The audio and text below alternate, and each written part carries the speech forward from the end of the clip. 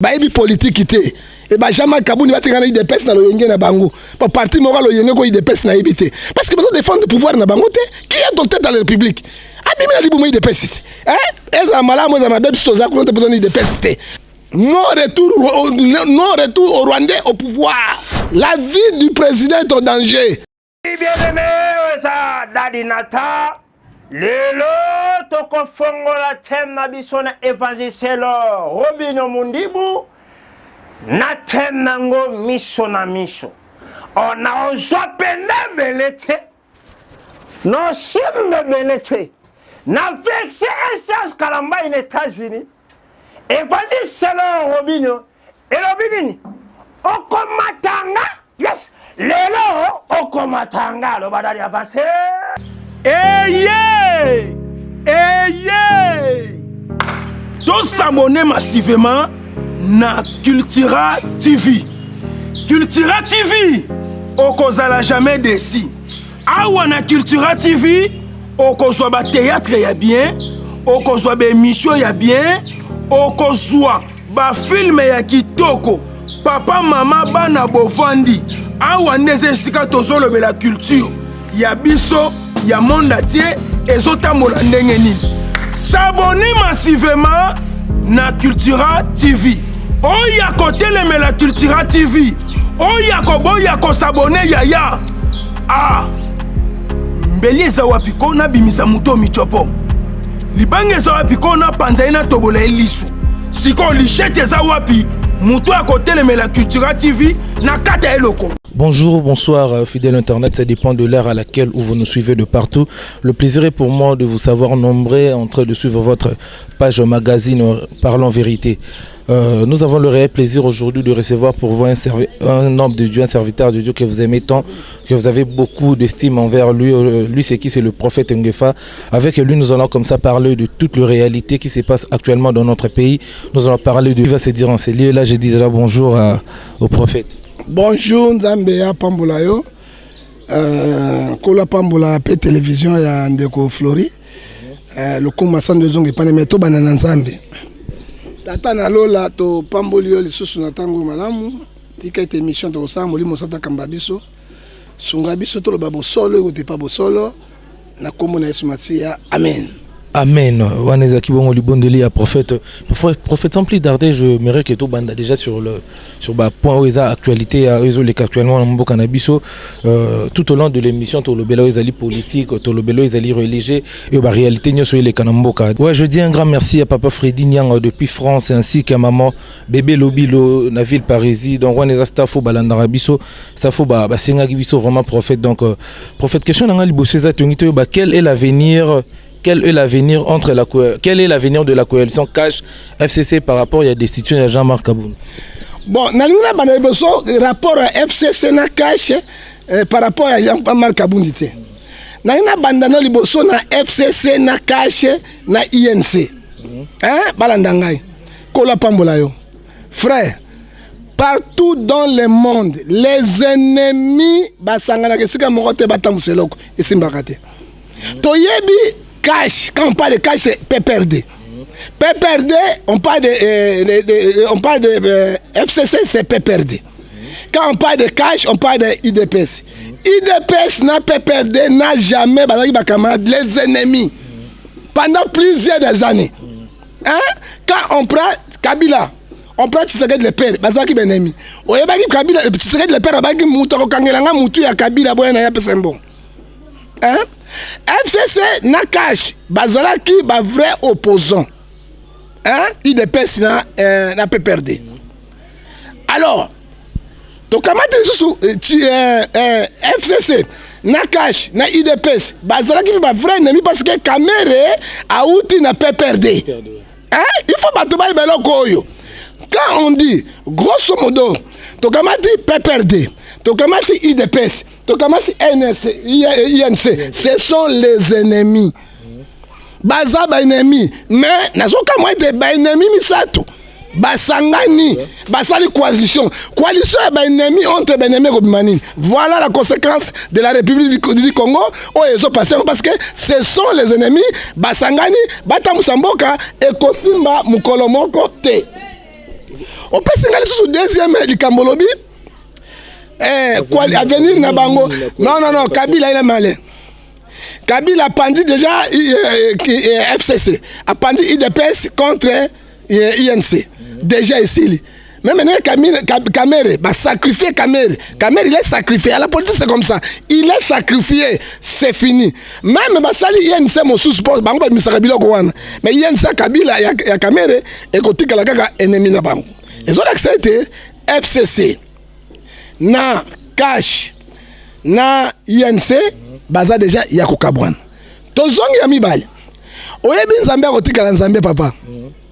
Lamentation chapitre 3 verset 39 le dit qui dirait une chose arrive c'est que l'Éternel ordonne. Nazongi na mokanda na Nzambe. Ésaïe 45 verset 7 dit je donne la lumière, je donne les ténèbres. Je donne la prospérité, je donne la diversité. Yiki, c'est moi Dieu qui fait toutes ces choses. Nzambe pesi yiki. Entre Sikoyo, FCC contre Cash. Parce que destitution, il n'y a jamais que Kabundi. Ezali si fort, bakati déjà président Loboko ya Mobali.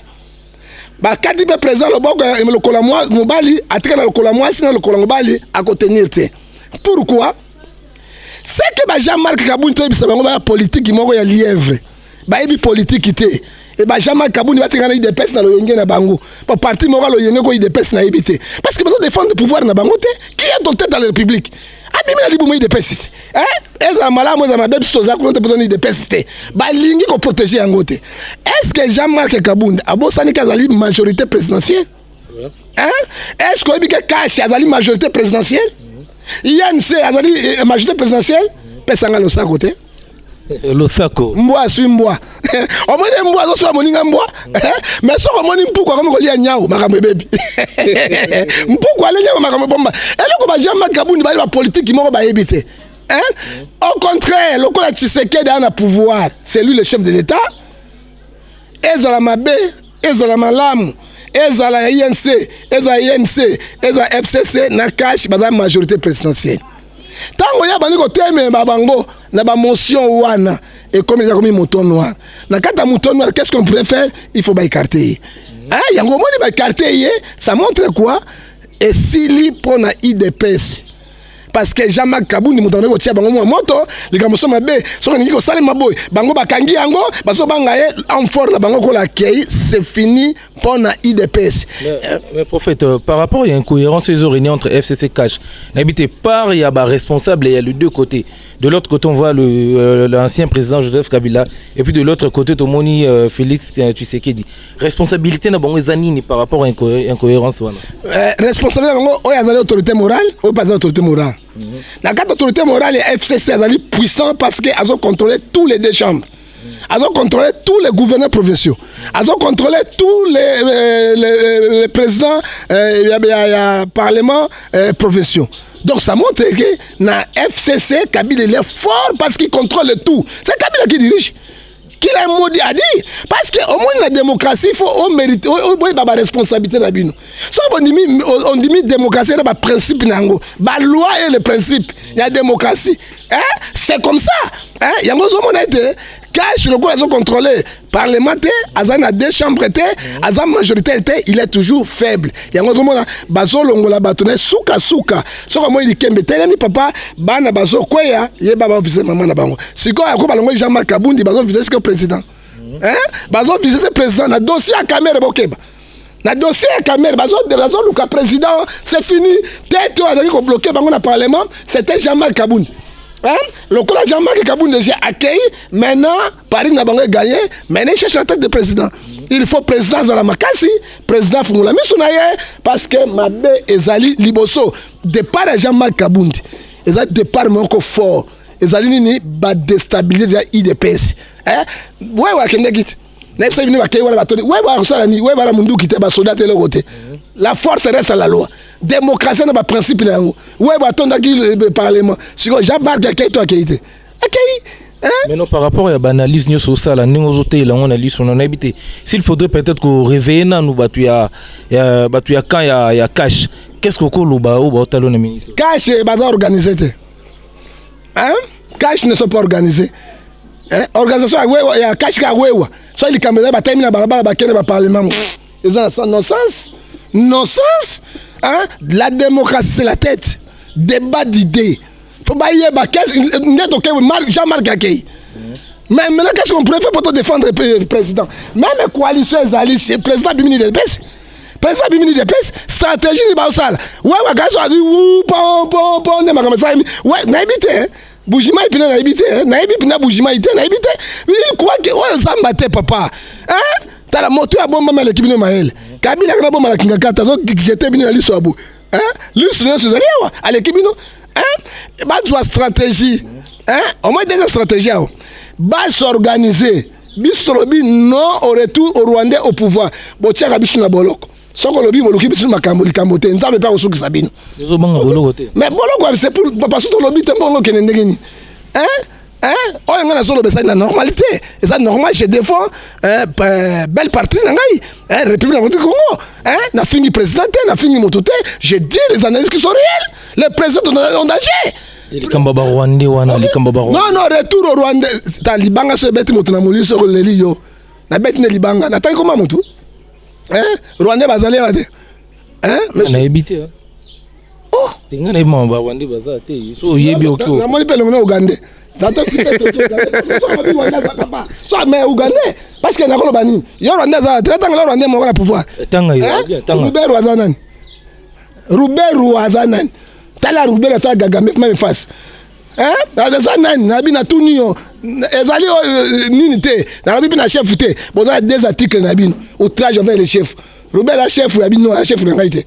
Moi je pense que le propos tenu dans cette émission n'engage que l'autre. Banga na yo donc ça na bino ngwana botsuna mukunati banga na yo to yo lo ba pas botsuna mukunati ça s'engage ka français boye bango wana ka s'engage vous ça engage pengai na lobby yango James Kabari azalaki wana chef d'état-major général comme congolais Rwanda to Rwanda te.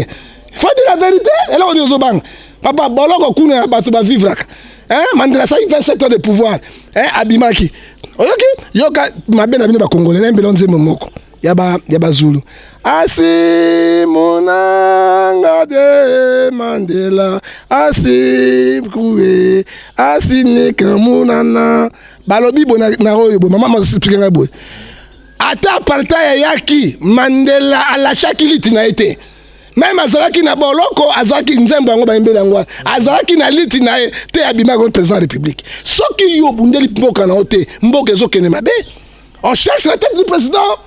Il faut dire la vérité. Moi en tant que prophète de l'internet tala Deutéronome Bible Sabiso Amos 3 verset 7 Dieu ne fait rien sans toutefois révéler ce qu'elle a serviteur. Dieu nous révèle makila na makila nzambe zo la Sabiso source makila zo na Congo. Le président envisagé départ Jean-Marc Kabundi il faut ba congolais tous s'organiser oyebi Deutéronome lobina verset 17 verset 15 nzambe lobina Moïse tango bazai kobima bokoma na kana bo pona mokonzi mopaya te po mopaya koyeba bino te akoboma bino pe akoteka biso qui nous a tués ce sont les Rwandais les Burundais les Ougandais oh bazali plein na Congo bazali yango est-ce que bino guerre na beni ezobunda lelo oyebi yango on a zo biso lelo na beni bato bazo se sacré bana beni ce sont qui les étrangers lelo ebike na kuna na Katanga kuna pa ya sika zo azali président na mboka ngoni na Tanganyika oyebike lelo yo bazambia ba dit trois localités ba dit drapeau nini nguna bitumezo bunda et c'est partout ce sont des étrangers ceux qui biso télémété non retour au Rwandais au pouvoir tolingi susu ba Rwandais il faut bana mboka bana mboka toko bongisa toko solola Tshisekedi azali congolais yo pe Tshisekedi président outrage te parce que lobi yo ale bakay na parquet bino outrage vers le chef mon condition so balobi la kai mon condition so bateleme la kai po bongisa alors yaza toko solola s'il y a un problème toko solola toko solola toko bongisa mais na ba étranger toko solola te o ezo le kalelo yo kongola fungola miso bango bazoluka na likambo ya kamere nazo répéter yango awa na ibisaki bino liboso Jean-Marc Kabundi bolinga ta koza destruer ba télévision za ebele na loba na ba chaîne ebele. Il est parti. Na baki na bino mukuna na 80% makala. Quel que soit il va entrer makala, mukuna kena makala. Hein? Et là comme moko na loba que ça le makate zate. La vie du président est au danger. Hein? La vie du président est au danger. Hein? Nalandi Sasungesu. Na kati na vidéo internet. Qu'est-ce que ça soit dit? Hein? Le Congolais font la mission. Avant 3 mois, 3 ans, le président sera assassiné comme Laurent Désiré Kabila. Et là, ça soit le bien. Pourquoi ça soit fungoli biso dans pays voisin? Parce qu'il m'a bien ça biso qui dans Brazza. Brazza va mboka muke. À mon il faut que ça biso. Maintenant on va protéger le président. On doit le protéger. On va le protéger tout d'abord. C'est notre frère. Dans la vie de l'embongo ya Tshisekedi. Dans l'embongo na ton. Tikanga loba papa. Ah, tikanga loba. OK? Hein? Nazoli maintenant on a danger. Un homme président va de mal de loin se cache. Les lois au conseil monsieur président Sakoufi. Hein? Comment banda to banda et pas premier ministre là montomoka kufate. Hein? Cabinet premier ministre rien. Il y a ministre il y a finance, moko kufakate. Il y a budget kufakate. En tout cas président. Bon ça il y a un danger qui est là. Ce qui gagne notre télémité. Pour tout défendre le diaspora, boyo kanga. Naza moti de peste. Hein? Naza bien monta parti politique mon côté. Hein? Naza moti ya peuple. Amoni tango mabe ya kaliboso to se défendre. Hein? Mabe ezali na présidence de la République. Il y a quelque chose qui se prépare contre notre chef. Et ce qui chef wana kei ba Rwanda bazongi na pouvoir Congo ekei pour na libérer. Toyebi plan na bango. Toyebi plan ya président Sénat, présidente ya parlement. Toyebi majorité na bango qu'est-ce que tête ni bazoko luka yango. Biso toko kale bino. Au nom du Seigneur Jésus, ba soda ya kolo ba kiti na Congo, ba beret rouge na ba beret vert. Jean-Baptiste Alobaki na Jean, j'ai vu le Seigneur descendre accompagné avec son armée. Armée Nzambe tozana yango awa leloyo. Et ko bundela biso. Mais biso moko to sala makasi to bunda yango. Et là ko bozo sala yango, to yebi yango. Bozo luka destitution. Kabuni akei. To lobaki kabuni zo kena kei, to yebi mutu bozo tia tête na ye. Nous disons ceci, avec nos prières, na force ya ba Congolais, tozo zilabini article 63 de la Constitution, puis l'article 64 de la Constitution, beaucoup de peuple était, pouvoir beaucoup de peuple. Toyebi moto bozo visager après Jean-Marc Kabundi. Jean-Marc Kabundi était 3e personnalité de la République. Na kozo ka président parlement. Na 4 de la Constitution, c'est le chef de l'État, grand de la nation, Simanaye et ça la président haute chambre, c'est Tambwe Mwamba. 3e naye ezali Jean Mabundi, Janine Mabundi. Adjoint naye azakwa 3e personnalité. Na Jean-Marc Kabundi 4e personnalité de la République. Pe aza représenter IDPS Mobimba. Pourquoi collier? Boko simba Alexis dans mon maté. Boko simba Kabundi te boko simba siganani. Hein? Boko simba nani? Toyebi, nous vous attendons. L'article 63, na 64, il y a constitution. Pasteur Selon va dire to comprendre débité. Il y a pas longtemps Toto landa interview à pasteur de Nilesi ou à voix qui ba pasteur tout boza ba kabiliste boliambon wana. Mais ko landa ba analyse na yo na débité est-ce que oza pour le démarche ya Mukuna ou on za contre? Non, boti otia Mukuna. Ce qui Mukuna est là quand le bilan ni éveil patriotique. Mais qu'est-ce que continue à faire? Sauvons les Congolais. Éveil patriotique. Hein? Hein? Oh ya biso ba John to Salagani. Là-bas, Jérémy Lombani. Éveil patriotique. Oh, je suis là, c'est l'éveil patriotique. Et là, comment mes systèmes, mes moutons, hein? Oh, tout ça, belle, la nini, papa, c'est l'éveil patriotique. Hein? Non, il faut dire, Mukuna, tout ça, Mukuna, et bagalo, quoi, salaki. Ce qui Mukuna, ça qui éveil patriotique, il y a solo. Hein? Mais attends, la Mukuna, mon côté. Est-ce que vous avez entendu Mukuna parler de Faoulou? Hein? Est-ce que éveil patriotique? Est-ce que Mukuna, le bata, na éveil patriotique, na le bas, tout le monde a vérité des urnes. Tout le monde a vérité des urnes. Fayoulou a ça, ouais, puis mais quel éveil patriotique? Éveil patriotique, c'est un côté, moi, quoi, attaquer Kabila. Mais il fait comme Jean-Marc Kabundi faisait. Il parlait de la FCC, il oubliait que Kabundi était majorité présidentielle. Hein? Kabundi oubliait qu'il était en majorité présidentielle. Quand vous attaquez Kabila, vous attaquez vous-même. Parce que Kabila, FCC, c'est là comment vote. C'est pas un parti au pouvoir. Bah Kabundi, bah ça une stratégie. Hein? Montaz a un parti au pouvoir, t'as un parti au pouvoir. Ils ont bois sur bois. Conséquence, ça va traiter tes années. Yo babalaye, c'est que Mukuna faisait.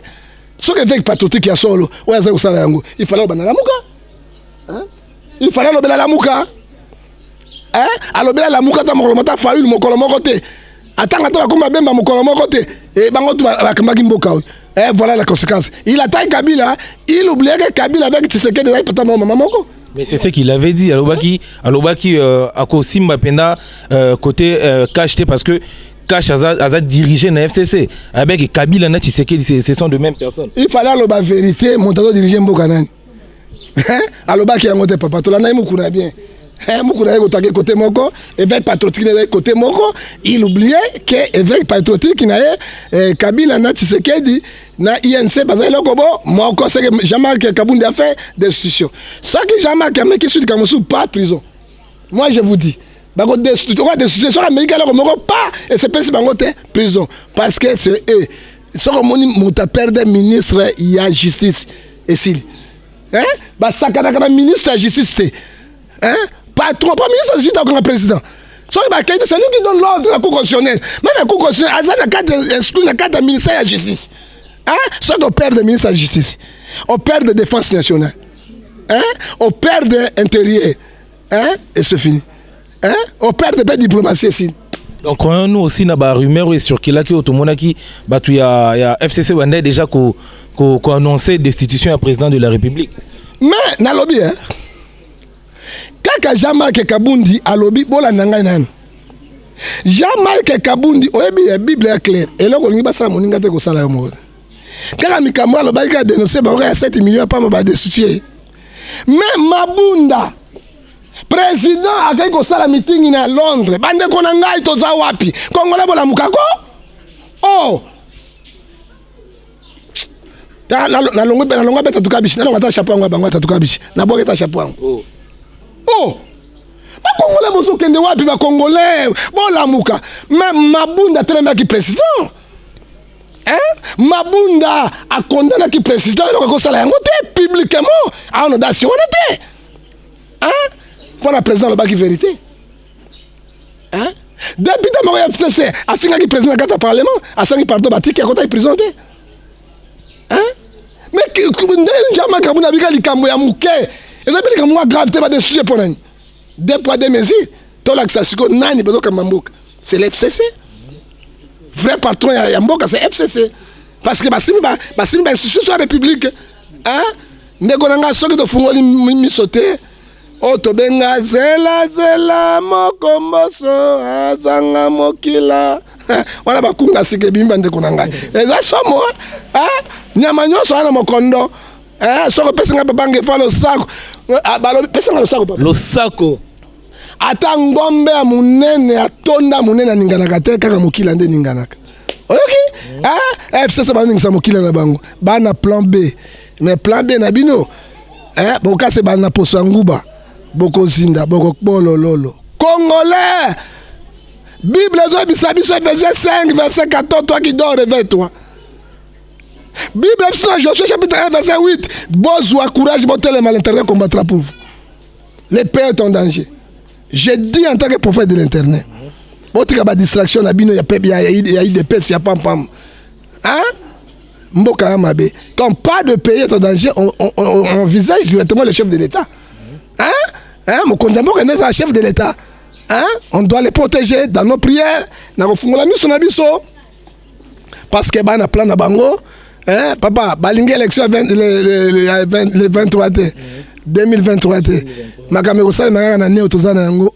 Prophète de l'internet. Parlons un peu de l'arrestation de Kamere. Croyez-vous ce que disent certaines opinions que non, ils ont trahison à haut niveau, ils ont lié à UDPS. Papa, oyebi très très nyonso suka mabe. Depuis Bible, Apocalypse c'était Genèse. Très très suka mabe. Jidali akimbonga Yesu te. Ateki Yesu mali akimbonga Yesu te. Kamere depuis longtemps il était caméléon, un traître. Mboko ezaka na ba Kamere te. Qui est Kamere na mboka oyo? Kamere. Au moins résultat à trahison. Galate 6, c'est le c'est que l'homme a semé, il moissonnera. Au moins trahison à Kamere. Envers Baningane la Mouka.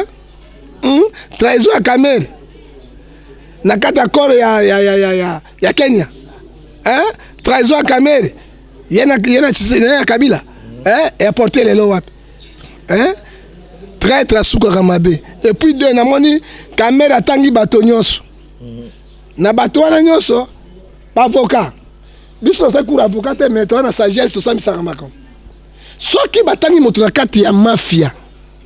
Tribunal ben si moi si à Kamere, moi je connais Amida, ana 1,8 million à l'État. Oya fundi Kamere ezali gouvernement mais État congolais.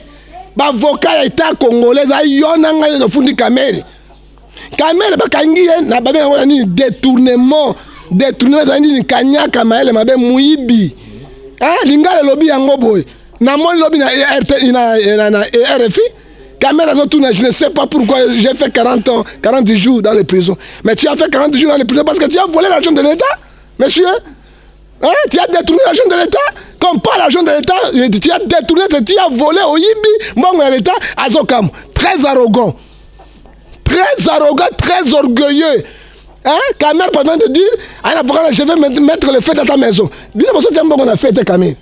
On a fait. Ozobanga même juge. Les juges sont là. Ozobanga même les juges sont condamnés à 80 ans de prison. Mandé faut la paix mais bimi ou quoi de Benadel. Moi si il a noté et maintenant on toko l'autre. Et si les membres de ton ici très arrogant. Et puis devant ma juge président na mona batolo lendo.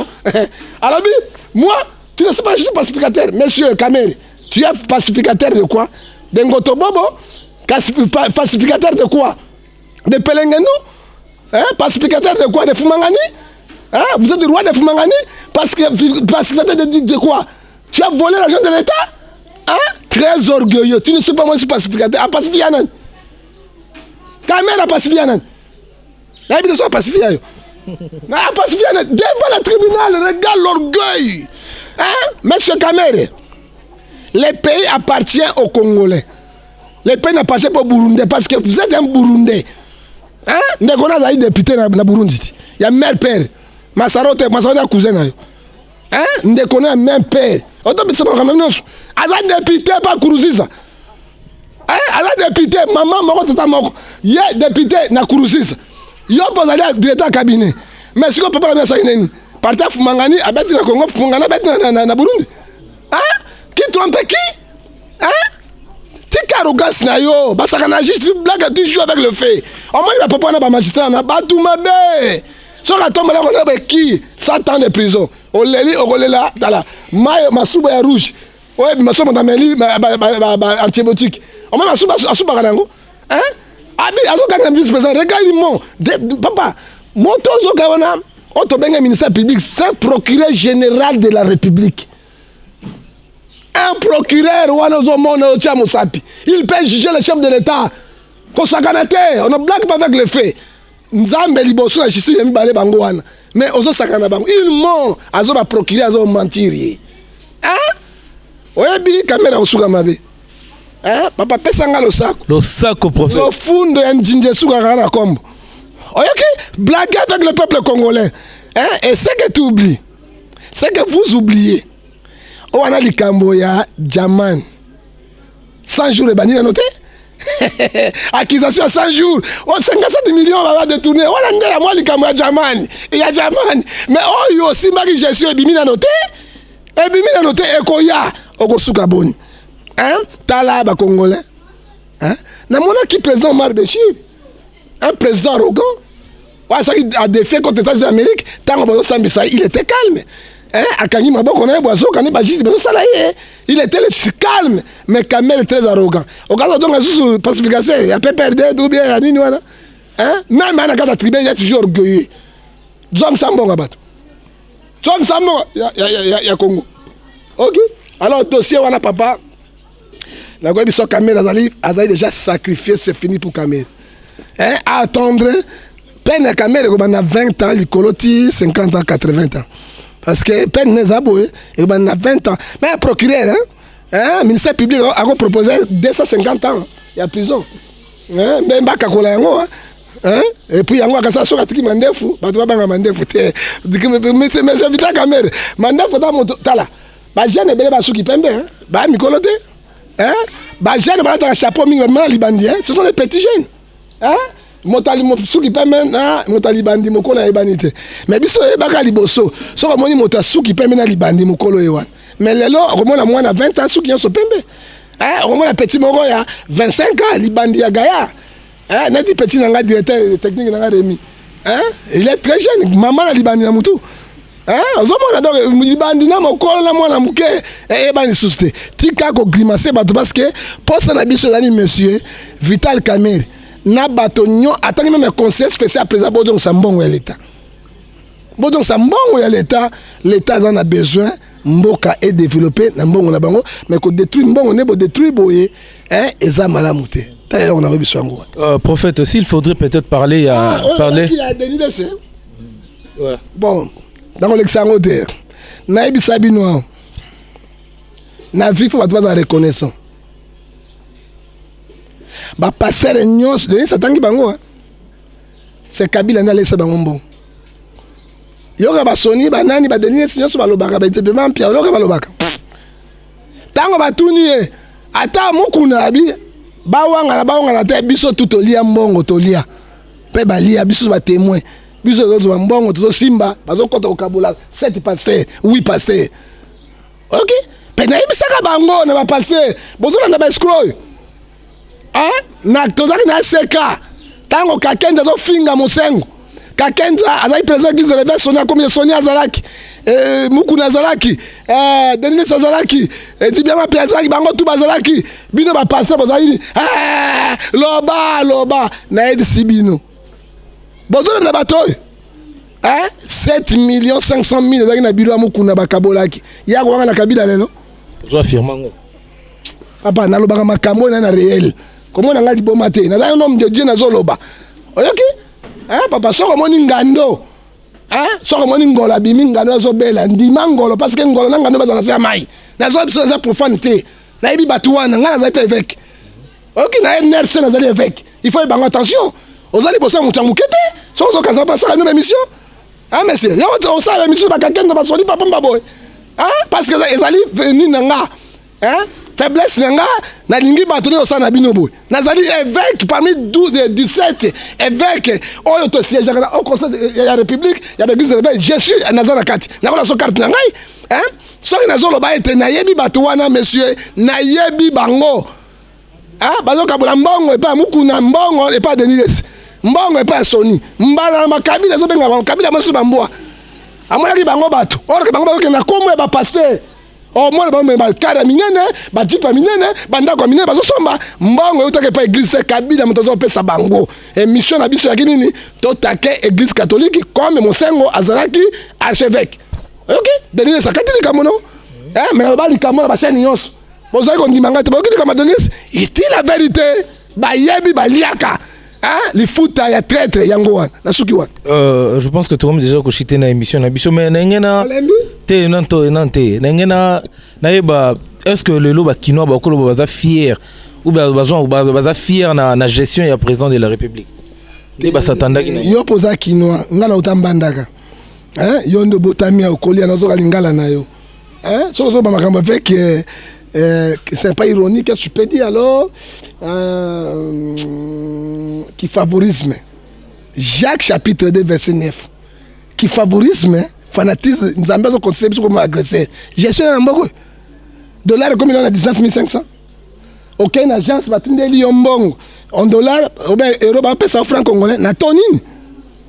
Hein? Tonine. Ah, monsieur, je suis négatif parce que Alliance Nabango et permettre que tu sais que dit le président Assala Moussala librement après sa poste à Congolais. Et alors, ni toko retenu par rapport à la décennie sur ça la présidence. Ce qui ont moni maman alikemba na bana bazali ko kweya, il faut ébattre maman ko kweya na mon peuple. Na ba décennie sur ça le maoyo. Et là, quand on a envisagé, tu as été ma belle liboso, mon conzi, hein, ah, mi batte là. Et puis, tu sais, un peu d'audience, mais tu as mon conzi, parce que tu as collé à solo, tu as sungaï dans le parce que le mal est devant lui. Et là, on a réussi. Aujourd'hui, nous pouvons dire que arrestation ya pasteur Moukouna, les affaires politiques ou les dossiers normalement au l'état Moukouna, il faut dire la vérité. Moukouna ba monter te Moukouna akoyaki na makambo oyo etali ya ekobo. Soki mona mwasa bijou akene ko funda Moukouna te. Et puis tu es na sem dossier yango bato ya PPRD baki na kati mbi akomi boyete. Mais akanga ipena ba faire politique te, il faut dire la vérité. Est-ce que bakangi Moukouna parce que atanga comme ma famille Kabila te, atanga Kabila te, Moukouna kanga ba dossier on a yonso bafundi e kolanda sima. Pour le moment Moukouna akanga maki penza na makambo ya Kabila te, azana moto ya funda ki e mwasi wana nde basambaki na ye nde akomi lelo pe basamisi pe likambo te. Vraiment merci. Moi je dis un grand merci. Je dis un grand merci à Estabatenda, Estatenda depuis le ZSA, Minelov depuis Paris, Moisette depuis le ZSA, Candy Mouche depuis Paris. Je dis aussi un grand merci à mon réalisateur Chris Loval. N'habitez un mot de la fin qu'on s'adressait là-bas. Tofungola miso. Total avenir à Congo. Tolongo la distraction. Mais nga na mona jama ke Kabundi. Amatina Punda na Kingakati. Qu'est-ce que Jama Kabunda disait? Politique est zagelengi, hein? À moins de politique est kangi, hein? Parce que Jama Kabundi a quel intérêt à peuple, a quel intérêt à bango moko personnel. Conséquence yango. Peuple moko le pouvoir ne azo souffrir. Nzambe azali juste, il reste juste. To fungola miso. To défendre intérêt ya mboka na biso République démocratique du Congo. Nzambe apambola balandi nyonso. Nzambe apambola Flori. Nzambe apambola bima journaliste apemba liboso te. Boyamba na mapa ko ba ifo. Loku Masanzoli ezonge pa na Nzambe. Numéro na ngai ya contact soko numéro zwa ngai 00243 89 610 49 41. Numéro mosu 00243 81 807 26 78. P numéro d'anga mosusu 00243 99 99 42 937. La pesi mbote na mama na ngai batondoko e doxi ngefa wazali na kati na Genève ndambe pambola ye. Na pesi lisusu mbote na ngai na papa ngefa le grand prêtre na kati na roi de Borsalino na kati ya Genève, na pesi papinge fa le professeur de la SAP. Donc yende nyerko sa kufa na papa yemba yenda tika makambo professeur kolo apambola yo. Et puis na ko pesa mbote na box de Likando na kati Italie toki confinement sili ndambi apambola yo. Et to pesa na boss de boss Eric Lele ba patron ya solo ya propre. Boye malamu na mboka Kinshasa kolo apambola yo. Et puis toye kopesa mbote na mami Bomolo B52 na kati ya Anverse grand prêtre mère kolo apambola yo. Et puis noko chuke oya yo ngwana mbote ya suka na iko pesa na oto bengi nkaka na lembi pe koloba nkaka oto bengi chokolilo to bengi millionnaire, milliardaire, multimilliardaire. Multimilliardaire. Otobengi komo na ye le grand chocolilo tout la nina bengai Kasimba 600 000 volts. Soko Simbio Kangami nani Sokoko yende kolo makambo. Laurent Sokoko. Sokoko ye kolo makambo. Papa na mona patron pesa moto 4 Mercedes a minene mbala moko mona ata chef de l'état. O mona ngwa. Mbongo ya Sokoko ezali lokola ma ezo tiola. Mbongo ya Sokoko wa nzete ya nino zo 4 ezo. Papa na so vérité. Na mona ba o bato ya FCCD. Ba so FCC bangoy. Papa ba na pelenga no mingi. Au nom de Jésus, pendant assistant à Polo. Namona, ba chef de l'État, namona ba roi ba prince. Mota pesa moto 4. Yo zo gâté namona te papa. Mais après si du coup bo kechu ayam. 4 bords du coup.